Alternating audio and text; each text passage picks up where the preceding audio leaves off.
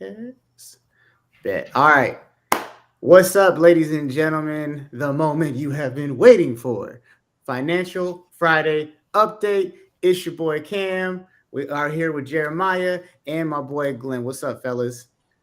What's going on, What's man? going How on, you doing? Kim? Ready, bro. And as you can see, we do things on the move. I'm in a whole different room. Jeremiah's in a whole different state. Glenn, he's got 13 different places he be rocking with, but we had to bring it to y'all, especially before Christmas, because as the new year comes, we want you to save y'all money. You feel me?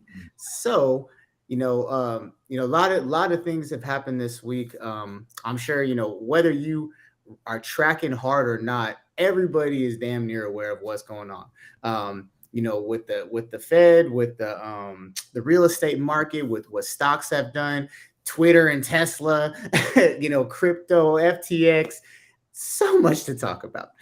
but I am gonna let Jeremiah kick us off. So the first story, I'm gonna pull it up for you guys here.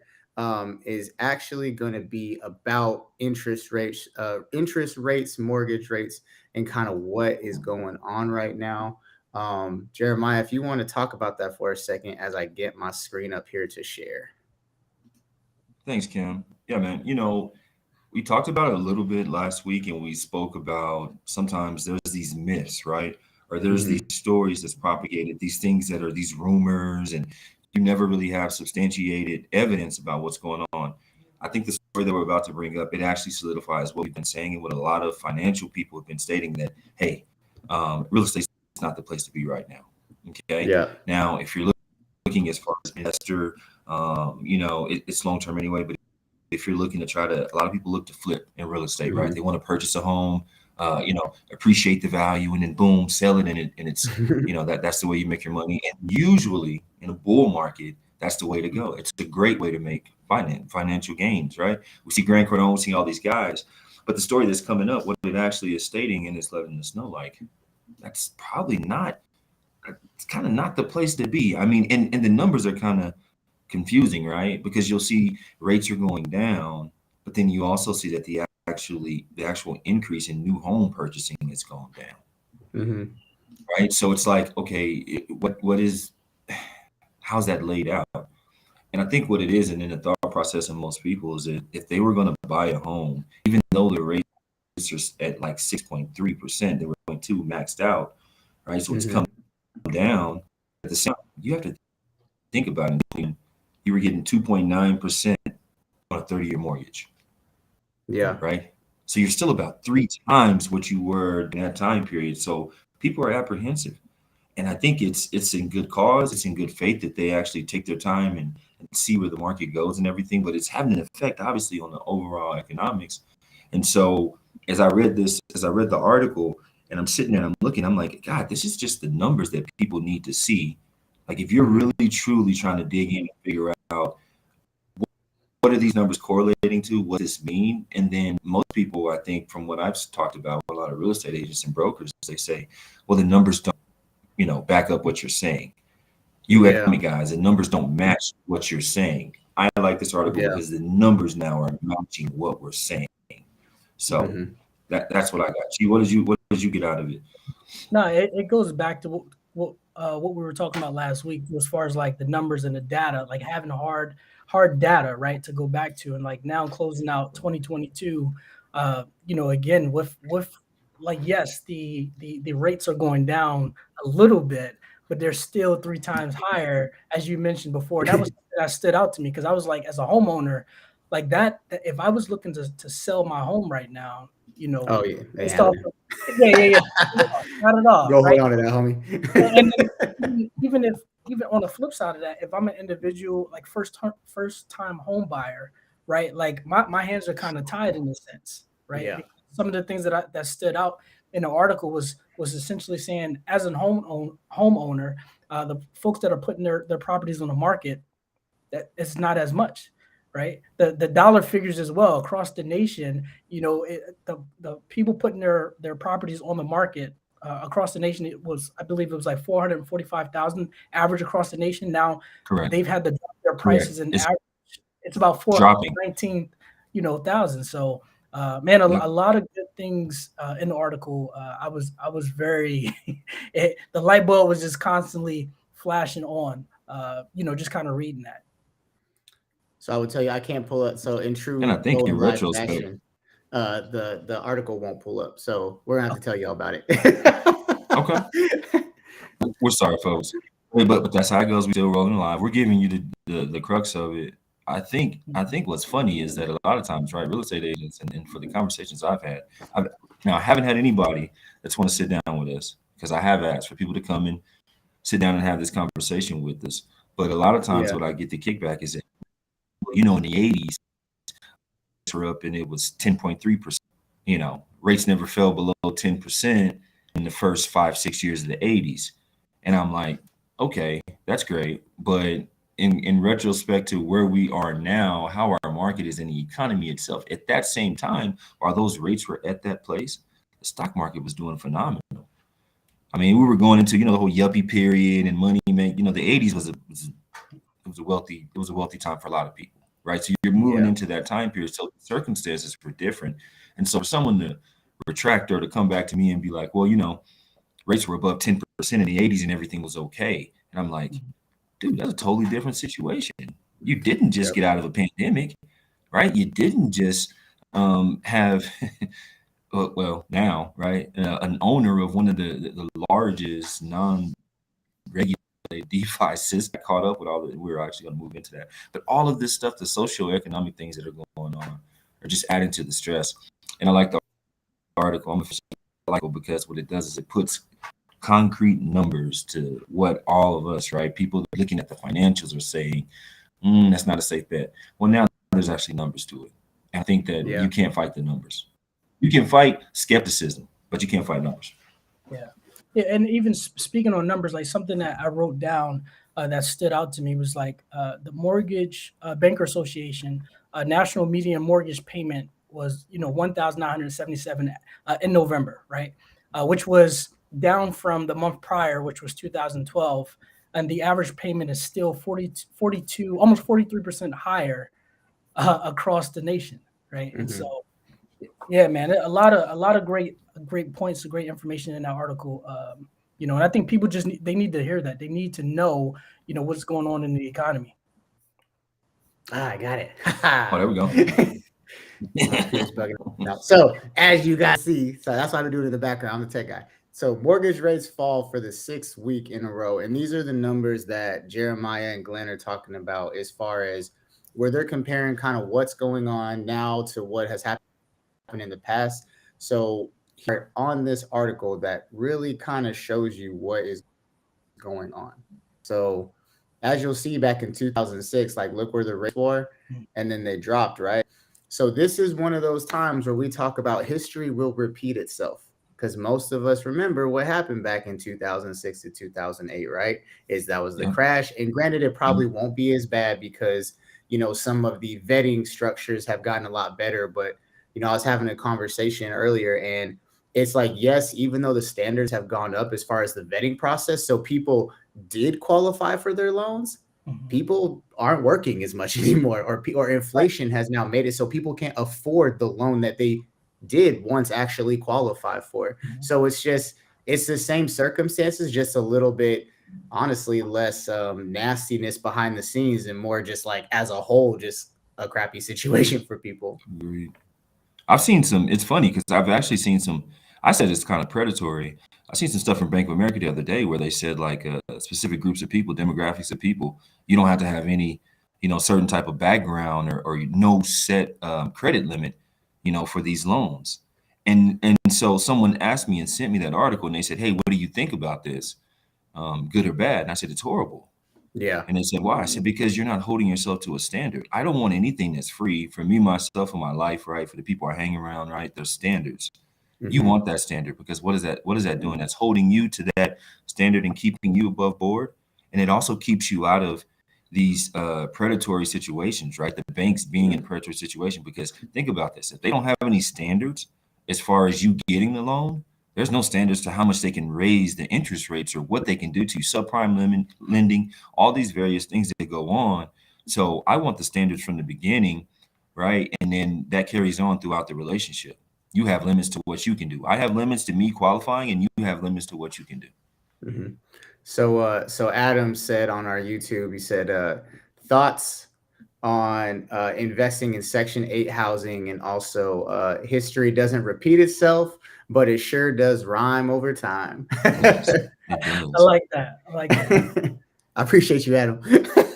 So Section 8. yeah. Go ahead. No, I was asking what are kind of your thoughts on that?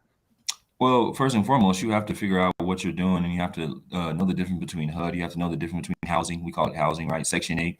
Yep. Obviously, you're going to get some subsidies and get that paid off by the government. But depending upon the government stance and where they're at and their overall debt crisis, or the GDP and how that's flowing, the qualifications for people that they're going to bring into that situation changes as well, right? And so you may get locked in a state that you're going to be getting, let's say $800 per housing, right, per unit, right? And then that might change to $650, $500 simply because, hey, our debt has increased.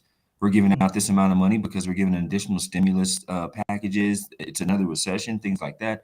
You're left holding the bag. So my initial thought process is it's okay. I would do my research thoroughly, understand where I'm at, check the location, make sure the subsidies and things that are going to be coming in are substantiated, and I'm not going to be left holding that bag, because I've seen a couple of my friends that had some units, multifamily units, place it on housing, and they were left holding that bag mid repair, stuck. Yep. So that's me. That's my opinion on that. For sure. I do know there's kind of like this thing that, I know a lot of us have seen some of the videos where it talks about like Section 8 and how, it can be, if it's done correctly, one of the most kind of stable situations, because the government's fronting. But I think what a lot of people don't consider as well is that, yes, the government has to pay you, but they only pay you if the person who's in the house is meeting the criteria to receive that form of government payment. Exactly. And so those are things to think about. I appreciate you, Adam. So we're gonna move on to the next subject, which is Tesla bull. So my goal is to help Elon. Twitter isn't good for him. So I did a poll about this week, and I asked that question. I said, how many of you think that Elon should leave, and how many think that Elon should stay? I only asked the poll on LinkedIn, because that's just they have the polls. Facebook and Instagram don't really got them as good. And the feedback was, I think it was like 80 to 85 to 90%, like, let him stay and see what happens. And so it was kind of, well, and so here was the consensus by a lot of people, is at the end of the day, Elon Musk purchased Twitter with his money, this, that, and so forth. And at the end of the day, there's like 57 different social media platforms. So like, if you don't like where Twitter's going, then don't be on Twitter. Thoughts, gentlemen. Go ahead, G. So first and foremost, when you talk about him, Elon, paying with his money, I think he purchased it for like $44 billion. Something like that, yeah. He cashed out Tesla, took over Twitter. Yeah, and then so even with the article, just kind of looking at it, the first thing that stood out to me was that, because I think Gerber is a friend of Elon, right? And so when I thought about that, and based off of the title of it, I was just like, hey, I want to make sure that my friends, my circle, they hold me accountable. Now, how they do that is important, right? Like, you don't gotta go like, hey, bro, this is my thoughts, G. Now, I pick up the phone. Let's have that phone call, especially if you have my best interest at heart, especially if you're a stakeholder. So as I talk to both you guys, Rico and Cameron, definitely always hold me accountable. Pick up the phone. Don't blast me on don't blast me on social media. I'm gonna blast you everywhere. I was about to say you should not have said that, because that's exactly what he's gonna do. I know, right? But diving into the article though, just kind of where the direction of where he was going, right? Where Gerber was going with it. As far as Elon Musk, yes, he took his own money. He's a genius in the realm of the technology aspect, and I think that something that Gerber was talking about was just like, hey, maybe a suggestion is to, find a CEO, right? Someone who can actually focus on leading Yeah. the actual brand itself, and you focus on the technology while still keeping your attention back with Tesla and SpaceX, right? Because there's a vision that was casted, prior to the commitment of October of him taking on that role, and so you can't give 100% of your attention to multiple things at the same time, right? And so I think that maybe as a friend, he was just trying to extend that out and just kind of get Elon's wheels turning. But like I said, you can take a couple different things away from this article here. For me, I think that I think everything G said is true, right? I mean, it's the manner in which you call me out. G knows this, and Cam, I'm sure you learned this. You can text me and tell me I'm wrong. If you come at me on social media, I may be wrong and you may be right, but I'm gonna have a problem with how you did it. Yeah. Right. And I think Elon's issue being that they are that Gerber owns a big chunk. He's a whale. He's a big whale with Tesla. So that's why the response was warranted to him. Right. But the thing about it is I also understand where Gerber's coming from, is because like G said, there's commitments that have been made, right? There's goals and things that you're with SpaceX that you're I know a lot of people maybe have forgotten about it, but Elon said one day I just looked up at Mars and was like, one day we're going to blow up the Earth and we probably should have another planet that we can go to. So I got to make sure that we can do that, right? And that was his whole thought process behind SpaceX. So there's goals and there's people that believe in those goals. They're very convicted in those thought processes, right?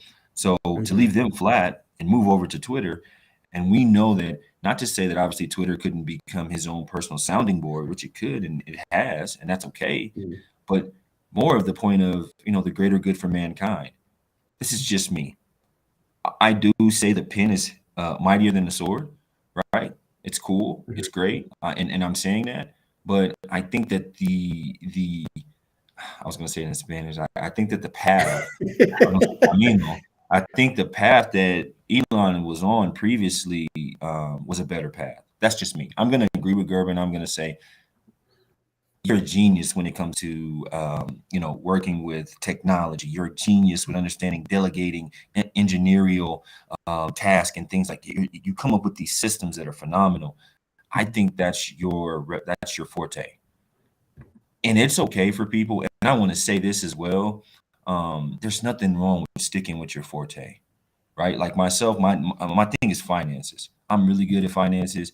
Yeah, I could do some other things, and people are like, oh, you can go do. I'm just gonna keep the main thing. And I think that's what Gerber's asking him. He's like, hey, dude, you're great. Yeah. You're great over here. We need you. We need you to come back over here because you're great. And we're not done. Right? Like we're not done. SpaceX is not completed yet. Our mission, we don't have colonies on Mars yet. Like it's not completed. And we need your leadership. So I think it wasn't so much of him calling him out like just to embarrass him. It was like, hey, dude, we need you over here. This was your first initial commitment, and you got to honor that commitment. So, I agree with Gerber. Maybe don't agree with the way he did it. I would have called him. Yeah. I would have texted Elon or called him and had maybe an hour, 2-hour conversation. It would have taken some time, but we would have had that conversation. I wouldn't have posted on Twitter though. Yeah, right. And that's the thing, and that's a conversation that I was having earlier. Is at the end of the day, just by looking at the stock price alone and how it was affected by the exit of Elon so it says two things. One, like you said, how great he was at leading that company. And then the second is how detrimental it was for you to leave that company hanging. And so, I mean, I ain't gonna lie. I feel like I'm gonna get Tesla on a discount now. So, but I feel bad, I mean, I'm gonna double up myself, but I do, as me having a sizable amount of Tesla shares, the majority, I'll be honest, a lot of my tech stock, I took away from Meta and I put it into Tesla because I just believe in Elon. I'm one of those people. I like his mentality. He and I, like you guys know I am, we align kind of with our brashness. I really don't care. I just say whatever. I like that. Like I like somebody who's not afraid to say what they want to say. But in this instance, I have to agree. Like, dude, keep the main thing the main thing. I think Twitter's it's just personal for Elon. It's a For sure. personal Yeah, it's a vendetta. personal It's vendetta. something that he wanted to. It's a personal vendetta, and it's over with now. It's like, okay, you won, you fired everybody, and Gerber's like, okay, can you come home now because there's stuff we got to do. There's work we need done. So yeah, that's where I'm at. All right. So, and then before we switch to the next subject, I'm sure many of you heard about the poll that Elon put up on Twitter. He said, "Should I step down from Twitter?" And then I believe someone told me that he then came back and said he would only take people who were had the blue check marks votes into consideration. Which, you know what? At the end of the day, I'm like, at least they're somewhat vested. So like, I don't. I mean, I disagree- get it, I don't but- disagree with Elon. But from the very beginning, he said that he would honor whatever the people said. He said he's always been a person. That is his true. company, everything he's done has always been of the people. That's Yep. why a lot of people like Elon, because he's always been more of a accessible billionaire of the people, right? So he said, whatever you guys say, I'm going to honor. I think he should honor it. I really do think he should find a CEO and get back home, get stuff going again, because it's been stagnated and the stock prices it's killing the company's value. Yeah, I definitely agree with that. I would say him kind of shifting focus and going back could do very well for the future of SpaceX and Tesla, right? Because you have again, like you mentioned, like he's such a visionary, he's a genius in that aspect in the tech world. That's as a team member, when you have someone like that at that magnitude, that's a huge asset to the team, right? Even if you just, again, going back to that sounding board, not just in Twitter, but just being a sounding board in the boardroom. I think that's a big missing link in what's going on right now. I mean, if you look, I'll say this on the last thing, we got to switch over. If you look at Apple, when Steve Jobs left, when he passed away, God bless him, but when he passed away, there's a difference now. Obviously Apple's the number one company in the world, right? But however, whatever. But what I'm saying is that innovation, right? That person that you went and bounced ideas off of, it changed. You could see it. There's a difference. It's still good, but it's lagging a little bit, right? You see that difference. So that's what happens when you lose that innovative, like you said, sounding board. Even if if he didn't come up with an Elon just saying, yeah, that's crap, and you're like, okay, I need to go back and rethink it. So yeah. All right. Yep. Yep. All right. So I know this is the subject that Adam's been waiting on, who's on YouTube. Because we've had this conversation. So former FTX Alameda execs Gary Wang, Caroline Ellison plead guilty to DOJ charges. Man. Rico, what you got? This can go so many ways. Listen, here's the biggest thing. Although I respect them being held accountable, I want people to understand that they didn't have a choice. Okay, there is a paper trail 30,000 miles long. It's not like I'm coming and being like raising my, how when you foul in basketball or you maybe something in football, right? And you raise your hand, you're like, yeah, ref, that was me, right? It's not that. That's not what they it's do. That we have you dead to right. Yep. All this paperwork, it's not honorable. I mean, yeah, great, whatever. But the thing is that everyone wants their boss, right? But they're the first steps and the first pieces in. And it's stated in the article, they are cooperating, which means he doesn't have a foot to stand on, because all they did was flip these people. And they're like, listen, we don't care anything about you guys. We'll give you guys 10 years probation. We want him. And I want to know where is the money? I want to know where's the money. I want you to flip on them. And so that's what they do with these guys. And I mean, I see, you can look at this. In 2019, so from 2019 to 22, right? Ellison's there and the director of everything. And even then, if you read deep in the article, and I saw another article where it's stating how these people saw indications, right? 3 years ago, they questioned, or some things were brought and they turned a blind eye, or they kind of looked the other way. Like, so although I see them doing this, I want people, like I said last week, I want people to actually think about, don't get caught up in the circus. Step outside of the circus. What does this mean further down the road? What does this mean for DeFi? What does this mean for the whole deregulated thought process? What does this mean? Because here's the thing: $30 billion is a big key or a big stick to use in the argument against this should be regulated. Yeah. That's the thought process for me. What you see, G? So it was interesting. I was like, as an exec, I think Wayne is 29 and Carolyn was 28. Like I was just like, based off of the years that they're looking at facing. So real quick, let me pause that. Number one, in the financial industry, obviously you have to, you get licensed. There's certifications you got to go through. You have a fiduciary responsibility to do what's right by the actual client. So some of us, yeah, some of us. Don't just be using that word fiduciary, like what I'm saying. I didn't mean to stop G. I didn't mean to stop G, but I want to differentiate. That's a whole nother class, but I want to differentiate. All three of us have a fiduciary responsibility. Right. Many people don't have a fiduciary responsibility. Mm-hmm. Right. Go ahead, G. Yeah, but you should have a fiduciary responsibility in the financial industry. And that's one of the things that I've learned in this industry, in the financial industry, was just that. Like, if nothing else, that stands out, and that is something that I will never compromise for my pocket or for my bank account, right? Yeah. And so I was reading it through that lens. I was just like, yo, that's crazy. I would, again, when you have that level of where you're in that position at that level, you have to do right by people, right? And so, just looking at, pleading guilty to fraud and the collapse of FTX, I think Carolyn, facing 7 charges, weighing 4 counts, from wire transfer and just different things like that.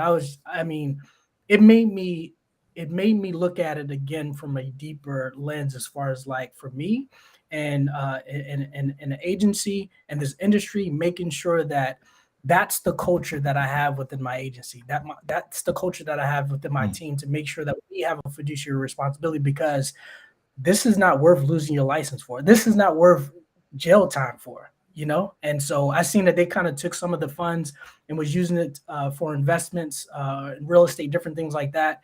It's clearly this was a mastermind plan behind the scenes. And, sometimes that plan, you compromising the integrity of you is just not worth it. I think honestly, what's funny is Binance actually bailed them out. I'm going to be honest. This stuff all would have fell out. It may have taken a little longer, but Binance actually bailed them out in the way that it was done, because now you actually have a scapegoat, a little bit of a scapegoat, right? Based upon how they bought your shares. They were there, wouldn't let you get regulated, right? They were withholding documents and those type of things. But really, that's just a scapegoat. It was going to happen regardless. If you look back to 2019, Binance was no picture of trying to buy anything. Nowhere. This tells you that there's been cracks in the system, right? So really, all Binance was give you a scapegoat, and the reason why they probably don't have 14 to 20 different charges, right? Or even possible, depending upon their connection to other people, RICO charges. They just don't have them because of the whole Binance situation. So that actually kind of bailed them out, a little bit. That's what I see. And I don't know if people notice that, but really, that's just bailing FTX out a little bit, because it was going to happen regardless. This stuff started 3 years ago, and yeah. Yep. So maybe I'm reading too much into it. No, you're good. So it's funny that the comment that I put up was something I was just about to say, is that with FTX, I was lightweight invested, not in them, but like in them buying out Voyager, because that was about to be something they were doing, because I have Voyager, right? And obviously, like a lot of us know, Voyager got taken down because of Luna, like Adam just said. And so, and like you just said, it's domino effect. Like what we're seeing is that these crypto companies are putting heavily into one thing, and then that thing is crashing. Like that was a big thing with like Voyager and other ones, is they were attaching themselves to was it USD, UST, and then they were like, no, I don't. And they're like, it'll never go down. And then what happened? It went just like it went down. Yeah, exactly. I mean, it's sitting and it's focusing, right? It's getting yourself together and understanding, guys, do your tokenomics, right? Study your tokenomics. I like crypto. I love crypto. I've been in it for years, but do your tokenomic studies. Study the utilities of these coins. There's crap coins out here, right? The CEOs are crap. Like, you got to really do your due diligence, right? It's not Yeah. about fads. It's not about what feels good and what people are trending in. No, man, do your tokenomics. That's so important. I swear to you, it's so important. Utility is everything. You invested in Bitcoin, Ethereum, even XRP, right? The utility rate, Cardano. There's people that have like it. It's just high. Utility rate's high, right? And that's cool. So do your due diligence. That's all I'll say. That's where I'm gonna leave. Yep. Do your due diligence. So as we wrap up, y'all, we like to make sure we respect your guys' time. So, hey, we appreciate you so much for tapping in. I got a lot of people that hit me up. We will be doing this every Friday, 3 p.m. Pacific Standard Time. Hit any of us up to let us know if there's something specific you'd like us to talk about, or you think might be an article that might be interesting to you that you think people should be, informed about. That's why we are here. We are here to bring you guys value. Not too long because we know y'all got things to do. But just like we said, give a little end of the week wrap up so people could just be that much more informed about what's going on in their bank accounts, in their retirements, in the economy, because I think most of us would not like to work past the age of 60. So that being said, we appreciate y'all. Have a great, great Christmas, great holiday season, whatever holiday you particularly practice during this time. And we will see you guys next Friday. Rico, Glenn. Happy holidays, everybody. Happy holidays. Later, y'all.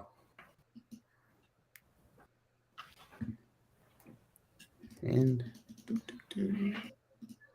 no, don't end. I'm telling you, man, this restream is messing up. God, hold on. Joy's alive. Hold on. Yes. Nope. I'm about to just close my browser entirely. Yep, that's what we're gonna do. See y'all later. Oh no, it was just like that.